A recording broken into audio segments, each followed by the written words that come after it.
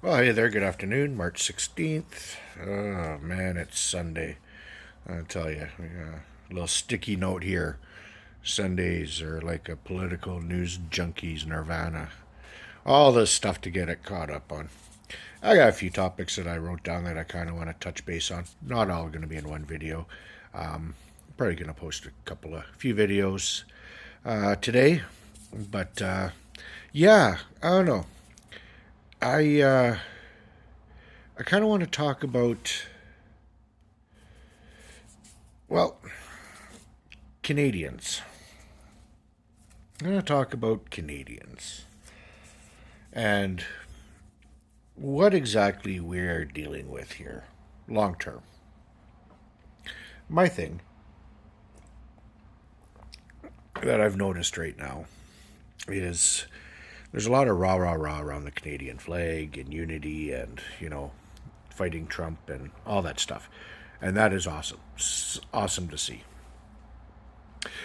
My big concern is it's only been 2 months. Will the rah rah rah, Canada first, get her done mentality still be here in 2 months, 6 months, a year, 2 years, right? There's a fundamental change that needs to happen in Canada. I've kind of touched base on it before, and I'll touch base on it again. Is are Canadians really, really ready for the sacrifices? This is like World War II level wartime economy type stuff that we're dealing with here. Our military needs so much equipment. Our infrastructure has been neglected. Hell, even 24 Sussex Drive, the Prime Minister's official residence, Trudeau never lived there. Ever in his life.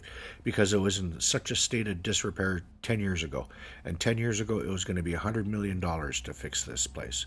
And now, over the weekend, I watched a thing on CBC or Reddit, not 100% sure, but they're talking about the cost is now upwards of $400 million to get this place up and repair. But no prime minister wants to touch that because they don't want to be look like and look like they're, you know, enabling a better lives for themselves, right? Because I'm living in the prime minister's house, so let's get renovations. Makes you look hoity-toity. So no prime minister is ever willing to touch that until we're at this point in time where it's like, well, now what? The Prime Minister needs a place to live. The Prime Minister needs a place to conduct business and hold state dinners and do all of those things. So, what do? We're loath to tear down heritage buildings, but it's not useful unless we're willing to put $500 million into the freaking thing. So, build a new one. Find a plot of land and build a new, modern, prime ministerial, sorry, not presidential, I should be in the head for that, prime ministerial home. Spend the $400-500 million. It's going to need the security upgrade. It's going to need all of this stuff. But you know what? We need it. We need pipelines. We need ports. We need airports to be improved. We need roads. We need railways. We need high-speed rail. We need electrical grids. We need nuclear power. We need geothermal power. We need to increase mining. We need to increase oil exports. We need to increase potash. We need to increase so many things. Are Canadians willing to spend that? Because it's going to cost a lot of money. Here's the thing, Canada, we can afford it. We are an incredibly wealthy country. We just have not utilized our resources and our manpower, right? And that's our greatest resources, our people, right? Now, it's going to cost a lot of money, right? And is the Canadian public comfortable with Mark Carney after he gets elected if he wins the next election? But let's go under the assumption that he does, or even Pierre Poilievre.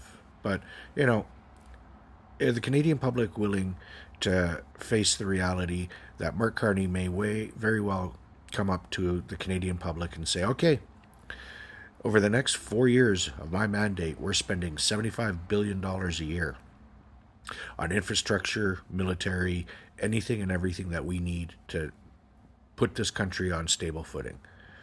Are Canadians willing to accept $300 million or $300 billion, at the end of 4 years?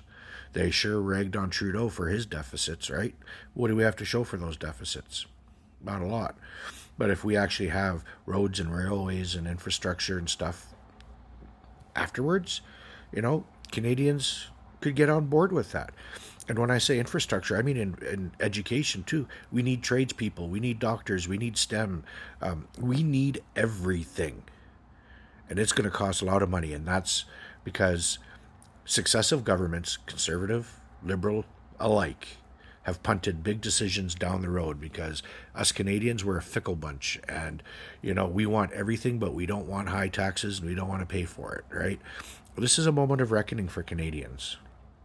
All right.